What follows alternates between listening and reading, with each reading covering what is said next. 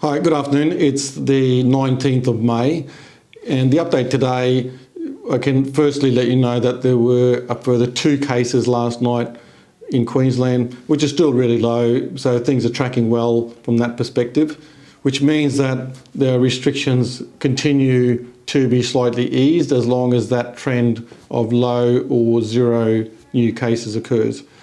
Hopefully, one of the things that we'll see is that when students return to school and some of those restrictions are lifted in the broader community, that we don't get a spike which could cause the restrictions to be reintroduced. And that really depends on us, and that's everybody together, making sure that we continue to follow the guidelines that we are being given by the health department and the government. This also means that there are some new guidelines about how we work at school.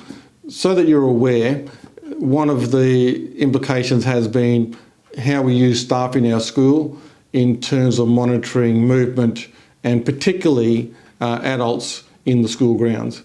You'll know that in some schools now the adults are just not allowed in the grounds at all. We haven't gone that far, but we do monitor the number of adults and where they are in the school. So the first thing people would have noticed today is that the gates are shut at 8:30 and there is a buzzer at the front. Should you need to come and see somebody, you'll press that buzzer and someone coming out and let you in, and we will organise for someone to see you. In terms of picking students up from school, this is going to be very different. So previously we did have the process where you could come in, sign your student out, and in some cases we allowed parents to go to the classrooms to pick up the students. That's not going to be possible anymore. So the process will be now that we would request, first of all, that you would call the school before you come to the school to pick up your child, so that we can organise the child to be ready for you at the gate. If you turn up to the school unannounced, look, I don't want you to get angry and upset, but the thing is you may have to wait for some time. You will probably have to wait outside of the school gate until someone from the office collects the child from class and brings them to you at the gate. So a very different process, obviously. I'd also want particularly good reasons for students to leave early. I really don't want a lot of traffic in the school where people are being picked up early unless it's been by prior arrangement. We have less people actually in the office area now because we have people distributed more around the school, so it makes it much more difficult for us to organise people to go to the gate, collect kids, take messages and do the general administration work in the school. So really appreciate your cooperation and understanding if you are required to wait for a period of time if you are coming to see someone at the school.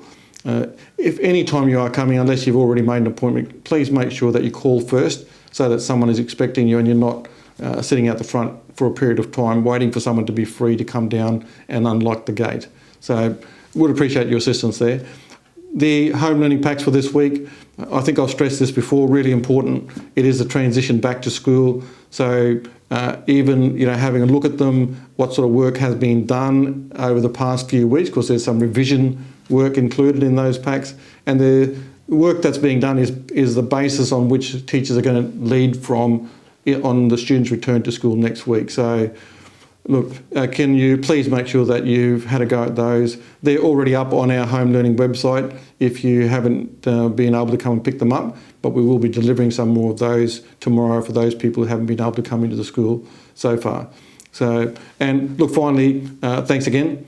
And I know I do this every day, but I really do appreciate the support and cooperation of all the parents in our community and how they've worked with us throughout the entire process.